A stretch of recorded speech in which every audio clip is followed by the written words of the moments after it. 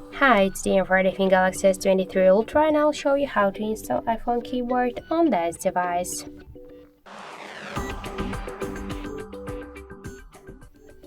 So first, let's just open the Play Store app, and in the search bar we should enter Green Apple Keyboard because we should get this application. And now just to do that, tap the install button and wait a couple of seconds.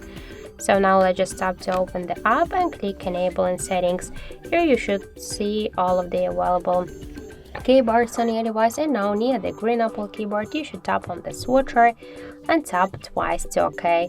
After that, let's tap to go back and you'll see here switch input method section. Just tap on it and switch your currently keyboard to the Green Apple keyboard.